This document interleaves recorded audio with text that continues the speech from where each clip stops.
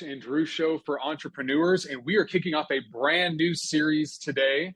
We are calling it the 2024 Strategy Toolkit series, and we are going to provide you with an abundance of tools for the small business owner, small business leader, entrepreneur leader. We are going to provide you with tools to think into the next year. These are the type of tools that we use with our clients, that we use for ourselves to make sure that we're thinking into and putting together an effective strategy, effective plan for 2024. And so I'm excited about this one. We're going to kick it off with one that you might be familiar with, maybe one of the most common ones. Raj, would you say that this is maybe the most foundational, common tool that leaders can use, but often it is misused and maybe misapplied. And so Raj has some fantastic insights that he's going to share with us today on how to do a proper SWOT analysis. So with that, Raj, SWOT analysis, let's jump in. What does SWOT stand for? The number one piece of SWOT is basically, everybody's familiar, like you said.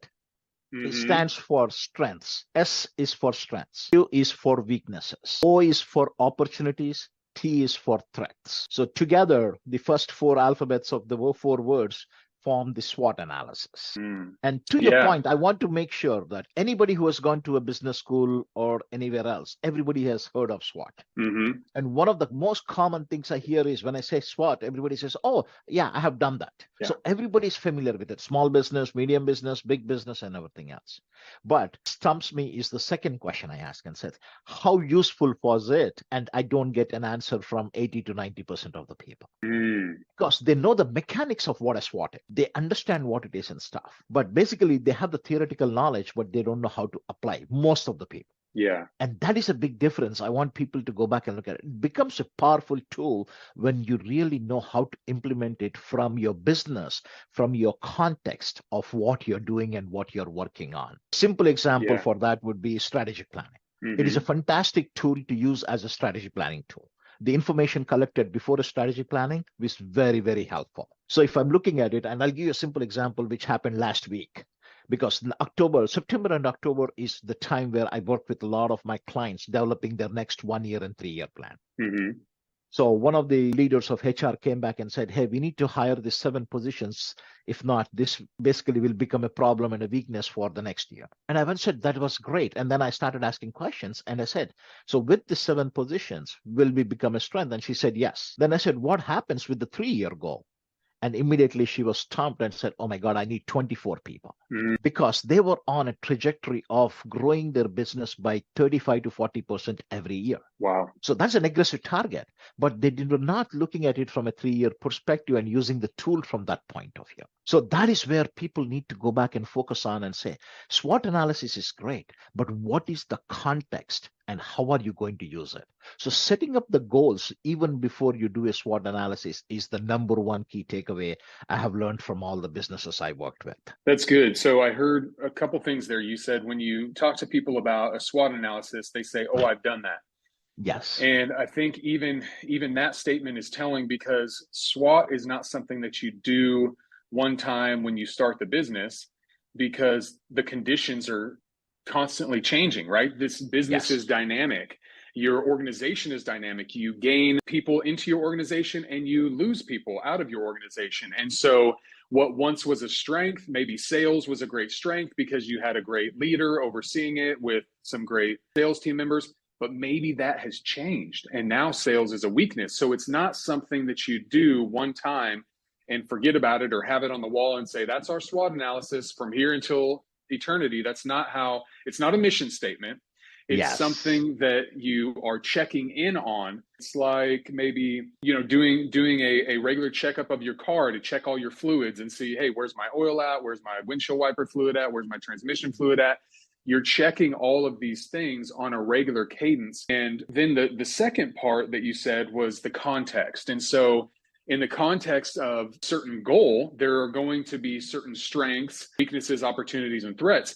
But when you take the same organization with a different goal, there's definitely going to be different strengths, weaknesses, opportunities, and threats based on maybe a new product that you're trying to introduce or a new market that you're trying to open up. So So the context really matters in this. So okay, are we ready to jump in and kind of go through this process, or what do you have next? Yes. So basically, if you go back and SWOT, I want to go back and set the tone for people to really follow that. I said you can use it for strategic planning. Again, the way Mm-hmm. you use it for 1 year is very different from the way you use it for a 3 year plan. That is the context. The second piece of it is, let us say my sales is not performing the way I want to do it. Then I can Mm. go back and do a SWOT just for the sales team and say, what are my strengths? What are the weaknesses and stuff? And then sometimes, let us say, to your point, I want to launch a new product or I want to go into a new geographic location. Then you can take that as the context and then work a SWOT exclusively for that. So if you look at Mm-hmm. it, I can work on it at a 10,000 feet or I can work on it as a 30,000 feet. And some of the individual coaching I do, I have few people who come for career coaching. This is mostly the next generation piece of it.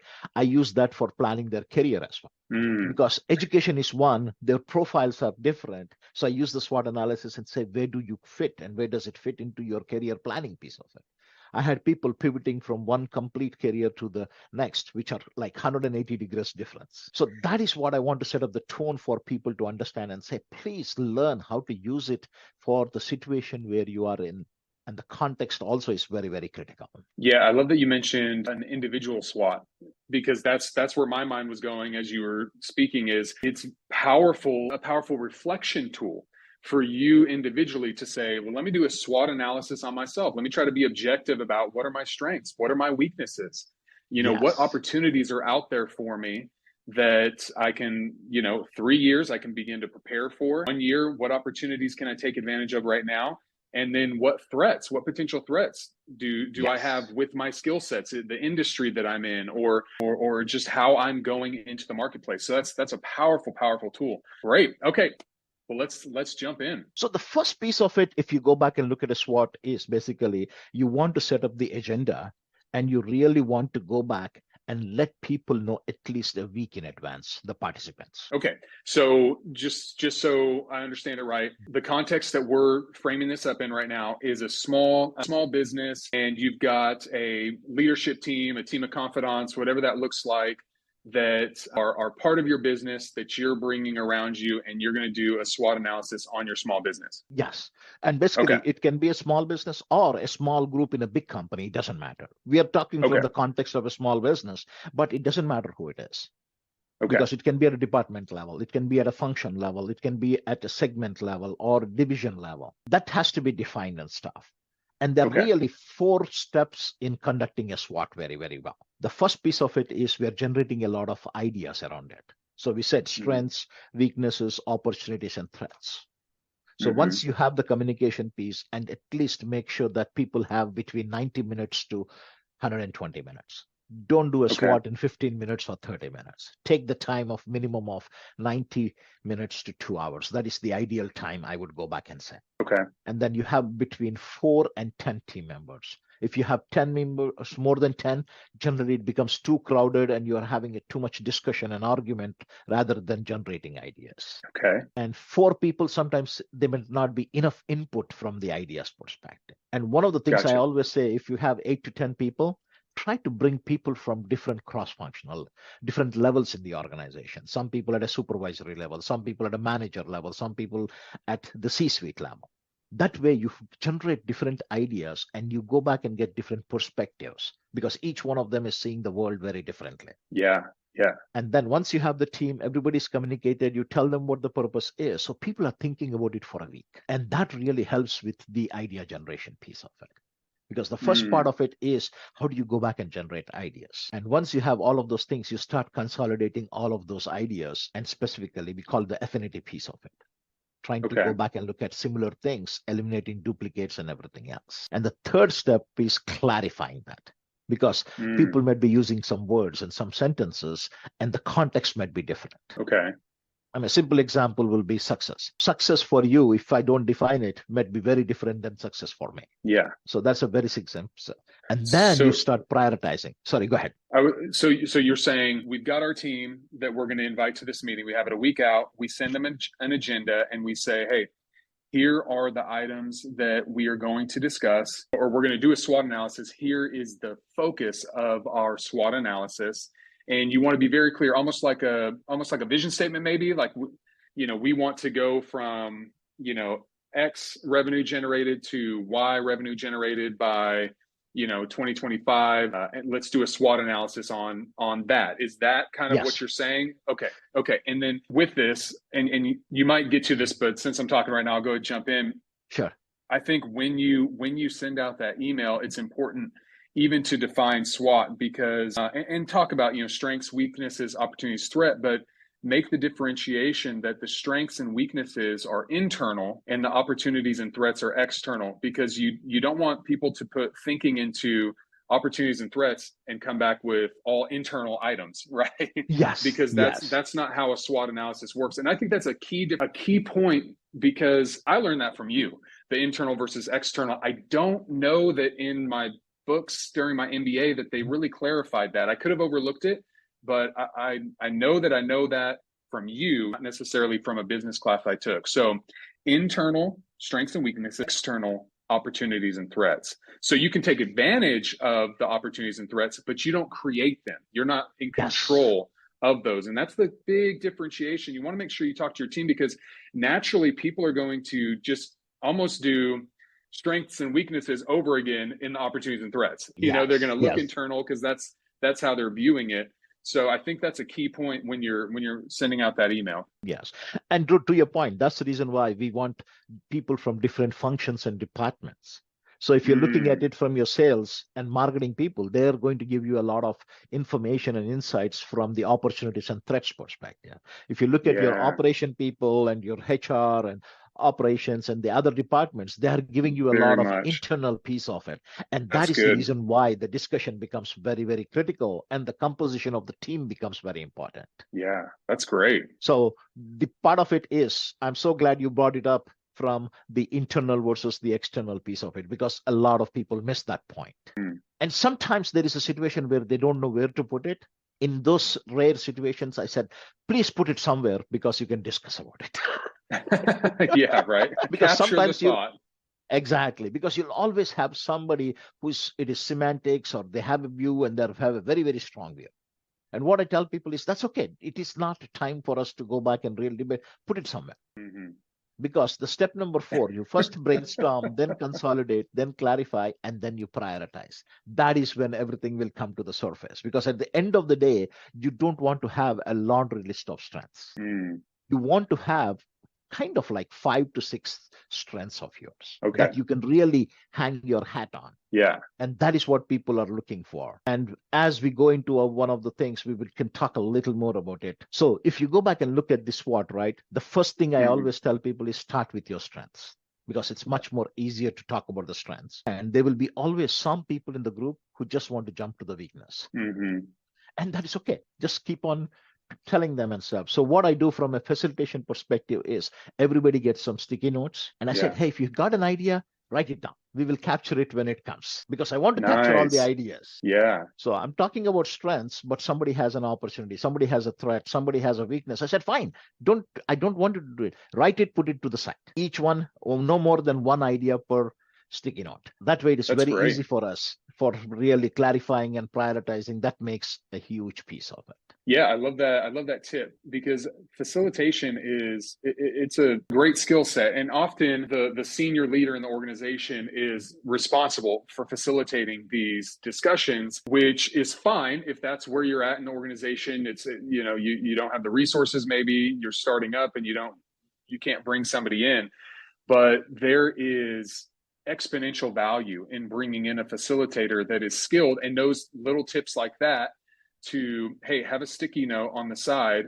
And then also people have brought me in, and I'm sure it's been the same for you with these strategic planning sessions to facilitate, because you want that senior leader to be able to step back and be more objective, instead of right in the middle of it and almost elevating some voices and not focusing in on other voices based on whatever dynamics are going on in the organization. You want that senior leader to step back and just see their team participate. And then that senior leader can also participate as a participant, not as the leader participant. So it does make a huge difference having a facilitator in there. So Yeah. that's great. Okay, so you start with weak strengths because I think also just from a human behavior standpoint, you want to get some pride, right? Pride of Yes. organization, pride of that, hey, we're doing stuff, however bad it is right now, or whatever's going on in the organization, we do some things very well. Let's identify Exactly. those. And I think you really prime the pump with that. So that's great. Yes. Yes. And Drew, I want to add one more kind of from a facilitation perspective. I Yeah. always instruct the CEO or the president, whoever is the highest authority in the room, to Mm-hmm. speak last. Yes. That is always, I go back and give them instruction and said, I know you have a lot of ideas, because you set, if they set a tone in one direction, everybody starts following that. Yes. So I always tell them to go back and wait for the last. After everybody has a chance to go back and present their ideas, then they can share them. So I want them to participate, but I want them to listen first, participate second. So that's a great Mm. experience I have learned to make the process very, very viable, and you get some rich ideas and context to everything. Yeah. And when we're doing the strengths piece of it, there are 10 different elements I go back. So we talk about brainstorming, right? I call this a Mm-hmm. little more structured brainstorming. And the Okay. reason I tell them a structured brainstorming is we give them a simple topic and say, start thinking, what are our strengths with relationship to this? When you're talking and brainstorming, you can go all over the place. Mm-hmm. So one of the examples is I go back and say, hey, what about our leadership? Is that a strength of ours? And then the second one I go back and say is, how about our decision-making abilities? Mm-hmm. How about the quality of our products and services? How about our customer service?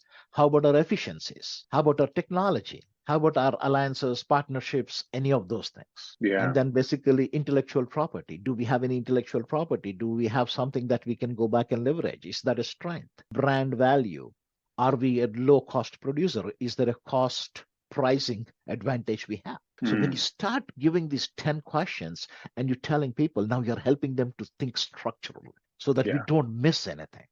So that is the other piece of it from a facilitation perspective and a thinking and a thought process. And in the small businesses, they might not have the resources to go back and spend the money to get a facilitator, and that is perfectly fine. But if Mm-hmm. they go back and say, hey, these are the 10 questions we are going to discuss, and have that in front of them, then they're taking it one by one, then the brainstorming session works very, very well. Yeah, I like those questions to really prime the pump because many times you could say, "Hey, what are our strengths? Let's go. I'm going to write them down on the board over here," Yes, and people just draw a blank, like, "Well, it's a really nice place to work," or whatever, I like my coworkers. That's great. That's awesome, and that is a strength, but let's give some focused, effort on, like you said, hey, is our leadership a strength or is it a weakness? Are we just kind of average, right? Let's be yes. very objective in this approach. Let's really step back and say, if we were judging outside looking in, we were judging our leadership, how would we rate it? And powerful. Those are great questions. And I always keep on challenging when we start prioritizing things. Step 4, I go over to the salespeople. Let us say, hey, we got a great brand value, right? Yeah, because I am the owner of the business. I love the value I bring. But I talk to the salespeople and say, hey, if you are representing our customers, would you go back and say this is a strength of ours? So asking Mm, some specific questions like that to really go back and have the discussion around that piece of it. Those that's are the good. questions that really bring what is the core strength we have. Mm, Because everybody says whatever I'm doing, that is a strength of mine, right? That is what always the people go into these sessions. That's the reason why they know the mechanics and the semantics of how to do a SWOT analysis, but they're really not getting the maximum value they can get out of it. That's what I mean when I yeah. say that piece of it. That's good. So do you think that is enough information for you to think about and do a SWOT for the strengths piece? Yeah, I think that's powerful. That already up leveled my process with those 10 questions personally. And so yeah, that's a great foundation for strengths. Yes. And especially I use this a lot for strategy planning. And what I Hmm. say is we do the strengths first for the 1 year goals. And as soon Okay. as we document everything else, I go back and say, hey, let us go back and look at the scenario. We came up with these targets for 3 years. What do you think? And immediately everybody's like, oh my God, I'm doing 30% more, 50% more here. This is what I need plant, I need equipment, I need this, I need this. And slowly everybody comes to the point. And that is where we are bringing. So now I have a 1 year strategy where I feel like these are all my strengths, but those can become my weaknesses in 3 years. Yeah. And now we are in the planning phase and we're back of my mind. We keep on thinking about what else do I need to keep on thinking and changing. Like Mm-hmm. in my company example, I said 7 versus 22 people, right? 7 people for 1 year, but I need 22 people for 3 year goals. Yeah. So now they're thinking about is how would the org structure look like? What kind of people and what level of experience? All of those thoughts started coming into picture. Yeah, that's good because the old saying from Coach Wooden, when opportunity comes, it's too late to prepare, right? Exactly. So we need to be in that preparation process right now. What are we looking towards 3 years from now? What kind of infrastructure do we need to get in place? Maybe our leadership is top notch at this level, but going to that next level, nobody on our team has ever done that or led teams of that Yes. size or an organization of that size. So we have to level up to get to that. I Yes. love that, the context piece. I think the context piece is massive with this SWOT analysis and something that just gets missed. It gets missed in any kind of training on SWOT and anything that I've seen out there. So great piece on context. And again, to remind everybody else, this is internal. Strengths are internal, that we can Yes. go back and look at it, we can review, we can make a change in things. So we can control all of these parameters. The 10 elements I was talking about, you put in enough time and resources, you can make a change in those. Yes. And now, once you're done with your strengths, we go into the weaknesses piece of it. And I just want to give one caution for people. You can always go back and do a quick Google search and get a document for SWOT. If nothing else, and you have a drawing board, take the drawing board and make it into a 2 by 2 matrix. So basically, you have 4 boxes there. Yeah. And on the top left-hand side will be your strengths, top left-hand side. Top right-hand side would be your weaknesses. And the bottom left-hand side would be our opportunities. And the bottom right-hand side would be the threats to it. So That's is how great. the 4 matrix piece of it. And if you look at the top 2 boxes, strengths and weaknesses, all internal, those 2 boxes. And the bottom 2, opportunities and threats, those are always external. External is something outside your sphere of control. It is outside your business, outside your industry, wherever that Yeah. you're talking about. Yeah. So it could be opportunities, could be that you live in a growing metroplex, right? That's something you're not bringing all the people into the metroplex, Yes. but they are coming, and so that's an opportunity. You don't control if tomorrow that stops, right? Yes. But it's an opportunity that you can either take advantage of. Now, another thing could be, well, we do live in a large metroplex, and there's a lot of businesses in our industry that are moving into town. Okay, now that's a threat, because Yes. now we have new entrants into the market. So yes, kind of examples. I know I'm getting ahead there, but Drew, that is a great example. I want to pinpoint something. See the emotion of it. Though we are talking about SWOT and at the place where we need to discuss about weaknesses, you got a great idea and you started talking about threats and weaknesses. And that is, I want to highlight that for everybody else. That is what happens in real life. That's what happens with the team. So be cognizant of it. Try to document those things, but do not just abruptly stop the brainstorming.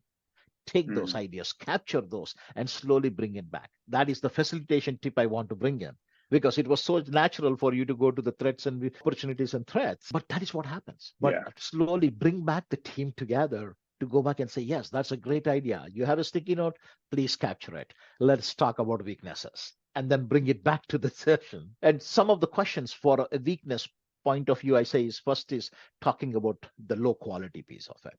Generally, if it is a weakness, you'll have something, a poor customer service department. Maybe we are not very efficient. There is a lot of inefficiencies within the business, within the product. Maybe we really don't have the technology. It might be a lot of manual processes versus the automation piece of it. Maybe we have a good product, but we really are the best kept secret in the market. We don't have any alliances, partnerships to go back and really leverage those things. Maybe we don't have any intellectual property and we are very, very unique and generic products or services. We might have a weak brand about it. Maybe we don't have the reputation among our customers. The sales team and the marketing team can give us some of those things. Or maybe the way we are producing our products and services, there is a very, very high cost to those. So these are like 9 different things. Slowly, we can start introducing to the people and they start thinking about it from that perspective. Yeah. So another one, now this is kind of an interesting one that people could argue over potentially, is maybe you have one vendor and there isn't a second vendor, right? You don't have a second vendor relationship. That would be a weakness. While that is external, that is something that you can change. That is something that you can modify and build new relationships with other vendors and bring them in. So that's kind of a funny one there. But Yeah. I think even with those 10 questions that you brought up during strengths, the ones that aren't our strengths, right? Maybe you talk about leadership and you go, hey, we've got a bunch of great people, but they aren't great leaders. You know, they've never been in leadership role before. This is a startup. We're idea people. And so leadership isn't a strength. And that's going to, right? If it wasn't a strength throughout all those 10 questions during the strength exercise, it may potentially be a weakness. And that's when those sticky notes are really going to come in handy, because you'll be in that initial session and go, oh, leadership isn't a strength. Let me write a sticky note and say weakness, set it aside. Now, how does that go down? I'm curious, have you ever been in the room where you're facilitating and specifically you talk about leadership, or maybe just a factor that is within the control of the senior leader's purview, and the entire team thinks it's a weakness? That realization point, I mean, that's got to be uncomfortable when something that directly, you know, is tied to the senior leader or the senior leadership team, and everybody says, yeah, leadership is a weakness, and the leaders are in the room. How is that? Have you seen that play out before? Yes, I have seen that a couple of times. And the interesting part is it falls on the facilitator to manage that. Okay. And then your interaction, the facilitator discussing it with the senior leaders beforehand, especially the tone is set by the CEO, the president, the entrepreneur, whoever's leading that. Okay. And we already told them that. So one of the instructions I go back and say is, you don't want to go back and contradict anything or challenge anything else. You can ask clarifying questions. So in a situation like that, I start asking clarifying questions. And if somebody else, I want them to ask the clarifying. So we go back and look at it and say, what does leadership mean for them? Again, remember, leadership is such a broad term that it can mean a lot of different things. Like a simple example from a month ago, we were working with it. One of the aspects came about, and the biggest for them was communication. So basically, top-down communication was missing. But they were putting the mask and saying, hey, leadership is not helping us. Leadership is not right. But what it was is the leadership team was thinking they were doing a lot of things, but they never took the time to communicate that with the next level of people. And that way came to the surface, and it was so easy for the leadership team to digest that information. They were defensive as soon as I said, but I said, let us go into that. Our role was to clarify things, right? The step number 3 is clarifying the ideas, clarifying that comes up. And there I told the CEO, you got to have the way you ask the questions rather than going back and justifying anything. Yeah, that's good, because if you just stopped at leadership, then even a senior leader that says, okay, yeah, you know, I could get better at leadership, let me enroll in a leadership course. That's completely different than actually it's a communication piece. And so let's put together a communication plan, or let's maybe get some training or coaching or up-level our skills in communicating, you know, to a broader organization. That's completely different than taking a general leadership course. And so with those clarifying questions, you can get very focused on where you need to fix and not do general fixes that probably aren't really going to fix anything. Yes, no, it's very, very important. And I wanted to go back and give one word of advice for both strengths and weaknesses. When they're doing that piece of it, you want to have a context, right? So I was talking about the context from our 1-year goals or 3-year goals or the purpose of it. But the second element, which I think I really want to go back and emphasize, is look at similar companies, competition. If I go back and compare my one-person shop with GE, definitely everything will be a weakness for me. If I compare myself with Amazon, everything is a weakness. But if I go back and look at similar companies, so I have 10 employees and I'm comparing somebody with 10 to 12 employees, will I have the advantage or not? You want to compare that, because you're serving similar customers and your competition will be your similar size businesses or a little bit bigger than you.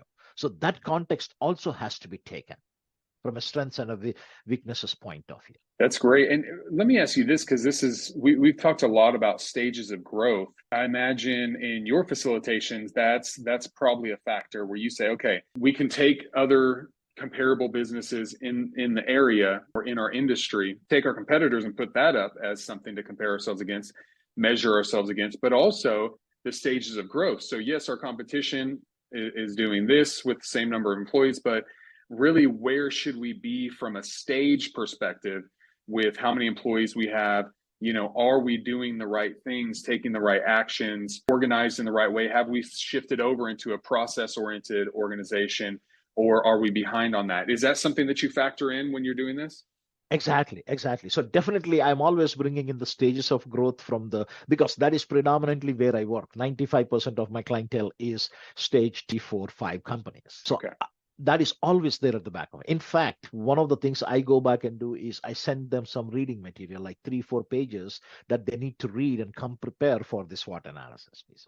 Mm, So I give them saying, hey, you are a stage 3 company. These are the strengths and weaknesses of a stage 3 company. And in 3 years, we are going to be a stage 5 company. So I give them 3, 4, and 5. What are some of the non-negotiable rules? What are very, very critical for each stage? So they're yeah, looking at 15 different elements from that perspective as well. So the more that's we can good. give them to prep and help them to understand, the easier it becomes. And one example I want to give you, the one person was saying, hey, technology wise, we are very, very weak. We need to spend a lot of money on that. I said, great. So you're comparing yourself with Amazon. But do you know, if you want to build an infrastructure like Amazon, you need $1 billion. Is that really what you're going after? If you Yeah. want to go back and have the service like Amazon, you need to build the infrastructure for that. And the technology will be close to $1 billion in 10 years of time. How does that fit into Mm, your strategy? And immediately there was a mind shift for that. I mean, it was a yeah. unique case, but that is what we need to look at it. People will say, I want to be a global company. Great. That's a great aspiration. That's a vision. But where are you with respect to 1 year and 3 years? Mm-hmm. And some of the people will go back and say, hey, they're making $500,000 now. And they say, hey, next year I want to make $2 million. I said, that's a great, great call. Let's go back and look at it from the context. What are your Mm-hmm. strengths and weaknesses point of view? Do you have the resources to make it happen? Yeah, you need to hire 8 more salespeople. So your payroll will go up by approximately $1 million. Can you afford that at a $500,000 revenue? Yeah. So these are some of the great questions will start surfacing to the top that we need to go back and constantly review, work with. Yeah. And the context piece of it and the situation piece of it becomes very, very important to get maximum value out of it. And that is the Mm-hmm. traditional what I have looked at is people know how to do a SWOT, but these are some of the ingredients they're not getting to the surface because they're not going deep enough and they're not being specific enough. That's good. So All now right. basically, so we Are we finished the ready? strengths and the weaknesses, right? Okay. All of Yeah. this Now is let's something go. which we can control. Now let's go Mm-hmm. back and look at it from the external piece of it. And we always want to start with the positive, right? We started with our Mm-hmm. strengths and external also, we want to start with the opportunities piece of it. Yeah. And then if you notice the pattern, every time I go back and look at a thing, I try to give them like 8 to 10 elements to look at it. Again, I call it structured brainstorming. Mm-hmm. So whenever you're looking at it from an external, you start looking at it from the perspective of the customers. Who are the customers? What are changing in the customers? The next one is basically what is happening with the pricing in the market. Is there an opportunity for us to go after one of the pricing piece of it? And if you learn and look at some of the competitors who are there in your field, what are their behaviors? What is changing there? And based on that, is there something that can you go back? So one of the biggest example I can give you is Delta. Delta drastically changed their frequent flyer program and the benefits this year, about 2 months Oh, ago. okay. And you should be seeing they made it so difficult and so different that the private companies were saying, if you're already a diamond medallion, we'll give you a diamond status. Come and join us. Oh, wow. Because there was so much of the people were dissatisfaction. I'm talking Delta because I'm a diamond medallion Yeah. there and I'm so loyal. I was really, really upset with seeing the new pieces of it. And that was the pieces, competitor behavior and pricing constraints. So these two companies were looking at it saying, hey, we are going to offer this. Come and join us as you're loyal. And That's amazing. less than 8 weeks, the CEO made so many saying that, hey, we heard you, we made a mistake, we're going to change things. And they came up with a new policy last week. And they're still coming Wow. up with changes. So they had to retreat. If not, they would have lost so much of their loyal customers. Yeah. Because we spend a lot of money. All the loyal customers spend a lot of money on the airlines. They would Mm-hmm. have lost a significant people of it. The backlash was so much. So that is a great piece of it. It was an opportunity they cannot control, but Delta did something. So basically, the other two competitors immediately came in and say, how can I go back and get these people? Yeah. So that's a great example of a competitor behavior piece of it. Mm-hmm. And sometimes change in technology. There is a huge AI. opportunity that comes. AI, yes, exactly, stuff. And then the other piece of it is the macroeconomic trends. So one of the biggest things comes from the macroeconomy is your commercial real estate. Since basically pandemic and stuff, a lot of work from home and remote work and all of this a thing. So there's a lot of macroeconomic things that are happening. Mm-hmm. So you can go back and capitalize on some things, and you can go back and leverage some of these things to go back and grow your business. Yeah. Like one of the biggest trends I have been seeing is a lot of malls being converted into apartment complexes, because they're seeing that because online has become so much, the mall is not valuable anymore. But they're Yeah. changing that into more like apartment complexes, residual incomes, things like that coming about. So these are all because of the opportunities. Some people might say I'm losing money, and that is a weakness if you go back and look at it. But really, if you look at it, you cannot control, but you can take an opportunity out of it. Yeah. Depending on where you're coming from. So how much with opportunities, I guess, once again, context matters, because you mentioned commercial real estate. Well, with the rising interest rate environment that we're in, these commercial buildings, they're on these short term. It's not like a home mortgage, right? They're on these short 5-10 year terms for the commercial building, and then they renegotiate those terms. Well, now interest rates have doubled for these commercial properties. So you have some people that the model that they had in place for renting out the commercial space, it just doesn't work anymore. The long-term contracts, 5-7 year contracts that they have with, JC Penney or whatever clothing store that's in their mall, those won't even cover the cost of renegotiating the terms on the building, the ownership of the building. And so when you think about that, but that's kind of a rolling dynamic, right? That's going to shift over the next 5 years or so, as interest rates, 3 to 5 years, as interest rates maybe stay higher for longer. So when you're doing your opportunities, are you making what I like to call some strategic bets with those opportunities? You're making some assumptions that, hey, whether it's commercial real estate or even a growing area, we have so many people moving to Dallas Fort Worth every day. With opportunities, do I want to make strategic bets that that's going to continue for the next year, and then list my opportunities based on that? Or am I only working with information that is current right now? Kind of what should my mindset be when I'm thinking about these opportunities? Is it just now, or am I thinking long term as well? No, you're thinking both. So Okay. basically, you need to go back and look at your context and say, I'm doing strategy planning. What you're talking about comes mostly in the strategy planning process.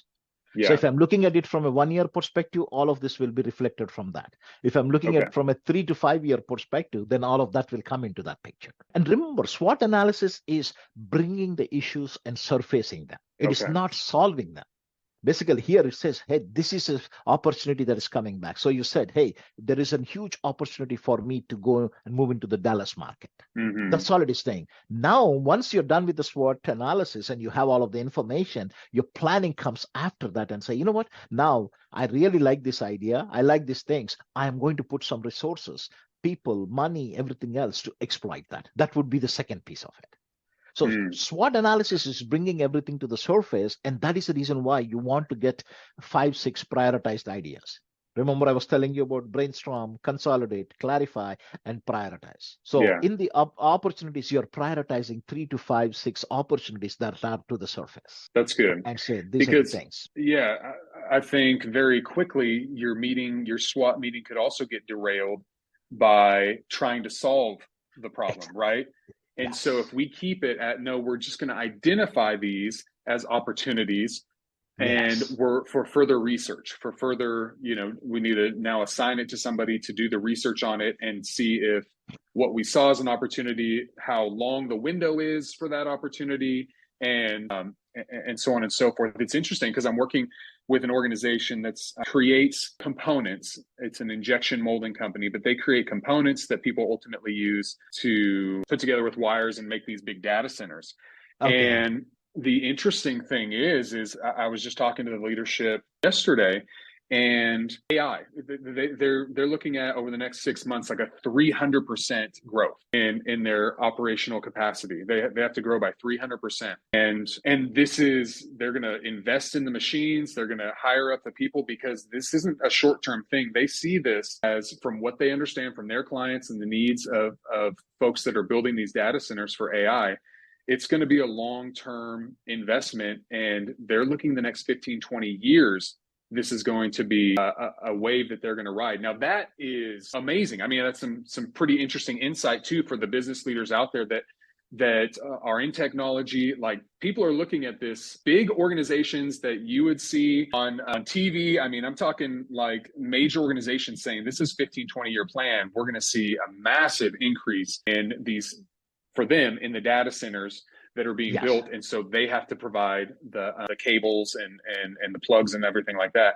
So it's pretty interesting, when you think about the opportunities in the marketplace, like AI and others, but AI specifically coming out. I mean, they even mentioned that how they see AI right now, bold statement, but how they see AI right now is almost like when the internet came out. When we really started adopting the internet, that is the kind of impact that AI can have across the board, every industry out there. So I think that just for the entrepreneurs or the aspiring entrepreneurs, look into that, right? Figure out how you can solve a problem using some of the AI technology out there, because I think there's going to be a lot of businesses in this next business cycle that maybe, just like we saw Uber come up in the last recession, we're probably going to see a lot of very creative artificial intelligence companies explode over the next few years. Oh yeah, that's the huge opportunity piece of it. So there might be some people completely changing their direction and saying, this is where I want to put my bets and this is where I want to work. Yeah. And the reverse of it, moving, the last component of it is the threats, basically.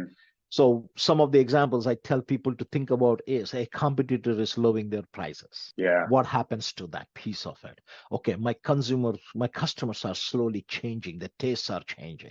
How would we go back and look at it from that? Maybe there is an increased trade barriers because this is because of the government rules and regulations. I mean, we don't see that much in the US. But if you look at it from Middle East, I'll give you an example of a client of mine. They operate from Dubai in the UAE, and Qatar is like a 2.5 hour truck drive. So they used to manufacture in Dubai and send it. And suddenly there was some political thing and they said, you can't export to Qatar. So, oh, wow. This thing. And now that was almost worth $10-15 million worth of business every year. Oh, my goodness. But fortunately for them, they were looking at it and stuff. And they said, the country was working with a different country called Oman, and they had some relationship there. So they shipped bulk products to Oman, they repackaged it there and shipped it from there. So the cost went up by 20%, but still they could salvage the $10 to $12 million of business. Yeah. So that was some of the things where they came to the surface in the session and immediately started people putting, and they could find a solution for it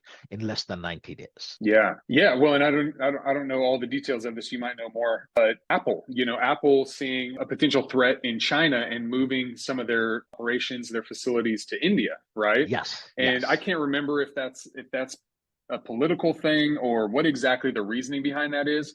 But they somehow, some way, either saw an opportunity in India and maybe a threat in China, or maybe both, right? And they said, let's move. Maybe India is just more favorable to us and what we're trying to do, what we're trying to build. But that would be a great example of looking out and saying, hey, what are the potential threats on the horizon? What are we hearing?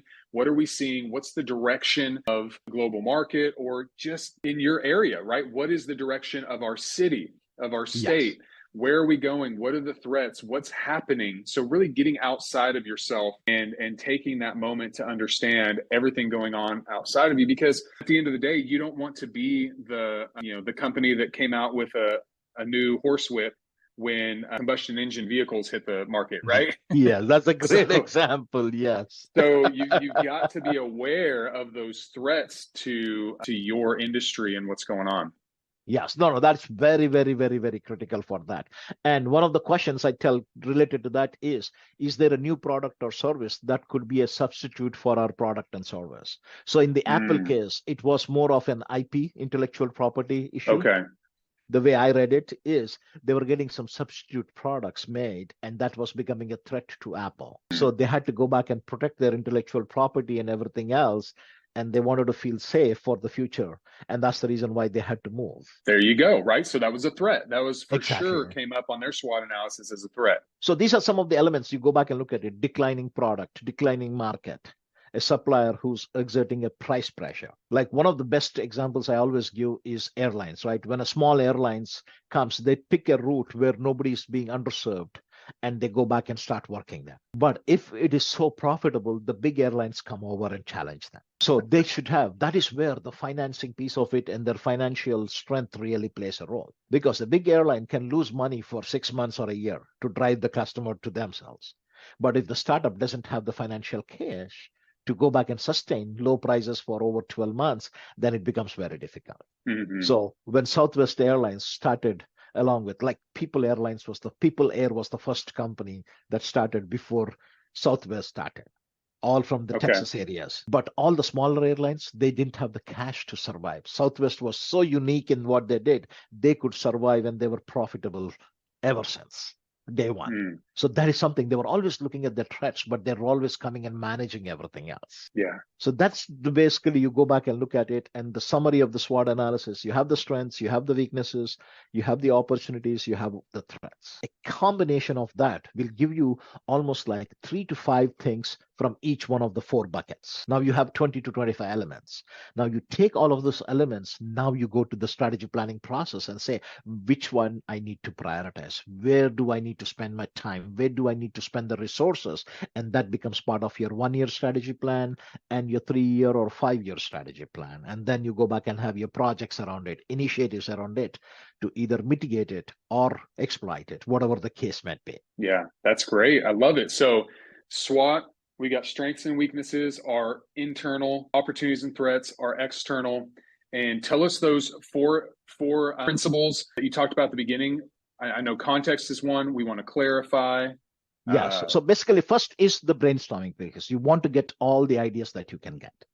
Mm-hmm. Then you want to go back and eliminate the duplicates, everything else, and you make a clean list out of it. Then the third step is you really want to clarify and make sure everybody understands the context of all of those things. And the fourth step is prioritizing those things. It's perfect.